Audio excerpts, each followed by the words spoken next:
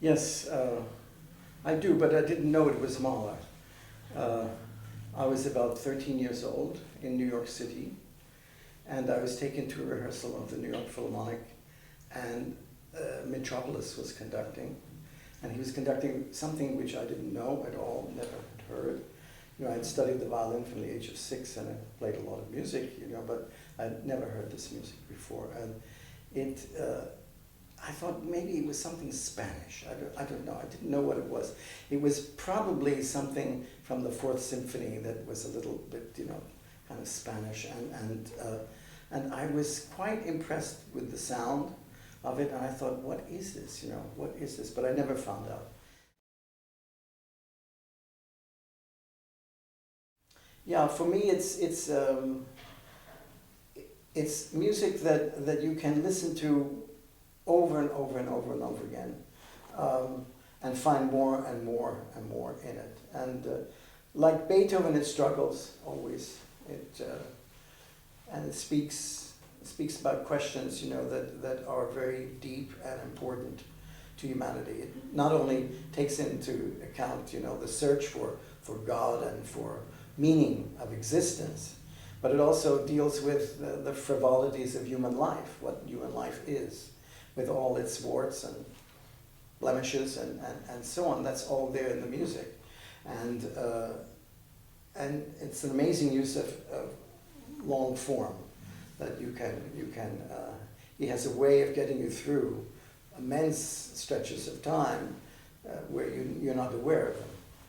So that's what really attracts me about Mahler. And maybe I identify a little with Mahler, so. In which way? Well, I'm a conductor also, and a lot of his music is about what a conductor does, how he balances, what, you know, ideas of texture and layer in an orchestra, and how to make balance. All of these things are very much in his orchestration and how he uses the orchestra, and he uses it in a very unique way. It's much harder to play than Strauss, for instance, you know, because it requires all these chamber music elements and opposing forces against each other, and people playing sometimes forte at the same time when others are playing piano and so on.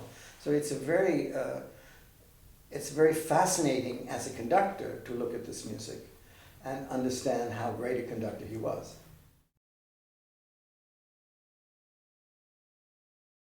Yes, I think there is. I think the thing is that he, if you only make him as a neurotic, you're missing a lot of what Mahler is, because he was also a very pure soul, and I think if you read about his conducting, you see what kind of musician he was, and he was a very exact musician, very precise musician. And he was very much interested in not overpowering everybody. Sometimes you have to overpower, but these contrasts have to be there, and they have to be layered in various ways. So it's something. I don't believe that it's only this. You know, I believe there's so much more to it. And yet, you know, a piece like tonight I'm doing the Ninth Symphony, a piece like that has so many contrasts in it, and so many layers, and so many levels, and there's the most desperate, you know, crying out, and yet the most calm, beautiful things. And I think these valleys, mountains, peaks, you know, areas have to be really carefully judged, and not just go for climax after climax. And yet Bernstein felt he was Mahler, so of course what he did he believed in greatly. And you know, what's very interesting to me about Mahler interpretation is that the conductors conducted, you could hear 10 performances of any symphony of Mahler, completely different one from the other, you know. Whereas you hear 10 performances of Beethoven symphony all the same. Mahler wrote everything down, what he wanted, you know, precise instructions and so on. And Beethoven wrote nothing. They all end up playing it the same. Mahler completely varied and different.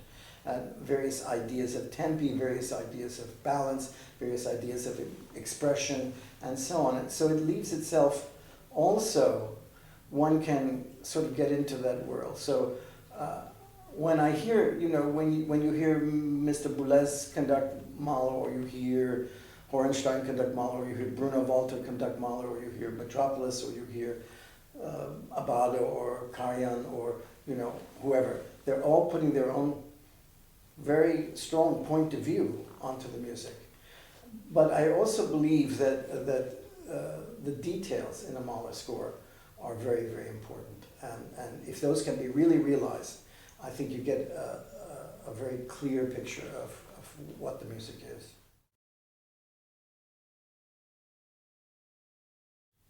Yes. Yes. When I first started out with Mahler, it was all this, wildness and so on. And now I let the wildness to the orchestra and really concentrate on the line and what I want to happen, and not just a spontaneous combustion, so to speak. And of course, in recording them, it really helps to hear back what I was doing and what the balance was like, and try to go for little details as well as the big picture. I mean, for me, when I first started conducting Mahler symphonies, every symphony that I did was a great moment in my year. I mean, it's very important to me, and I think we still have that. People come to Mahler concerts and they want to hear something, they want to learn something, what the music tells them, not only what the flowers tell them, but what the music tells them. And the music is I think, penetrates deeper and deeper every year that we live.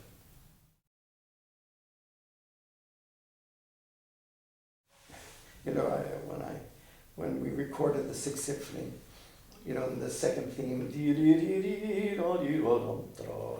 I said, this is a portrait of Alma, But I said, it's not really a portrait of Alma, it's a portrait of what he thought she was, She was something actually quite different. So, it's a very, that whole period is a very intense story. If you look into Alma and all her relationships, and then the relationships afterwards, and her daughter's marriages, and it's very like this. It's like a very bad soap opera, actually. But so he was, but he was such a perfectionist that it was hard for him to live, essentially. Strauss would just, you see a picture of Strauss and Mahler together, and Mahler's like this. Strauss is...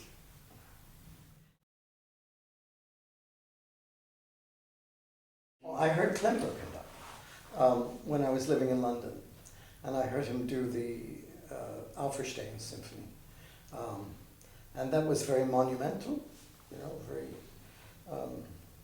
I can't say I knew enough Mahler then to really appreciate what he did, but I've heard some recordings. For me, it's a Klemperer Mahler. Again, every whether it's Mahler or not. I'll tell you an interesting story. I'm a pupil of a French conductor called Pierre Monteux, and I once asked him when I was studying with him. I said, "Did you ever meet Mahler?" And he said, "Yes, oh yes, I met Mahler." I said, "Really?" He said, "But I don't like his music." I said, well, but what was he like? And he said, when Mahler came to Paris, he was the first viola in the orchestra, and he came to do his second symphony, and I was the assistant conductor of the orchestra, so I was hired to prepare the chorus and the orchestra for him. So it was the second symphony, and I did that, and then he came and he conducted it. I didn't like it. He said, I didn't like it, but he was a very good conductor. I said, yeah, but what was he like? He said, well, he's a little like George Zell. Very precise, very strong, but he said very small gestures, very, but this is towards the end of Mahler's life, of course. you know. But he said he was a very exact person. He said, I didn't like him because he didn't thank me for preparing the chorus for him, which I think is a very kind of sad thing in a way, but that's human ability.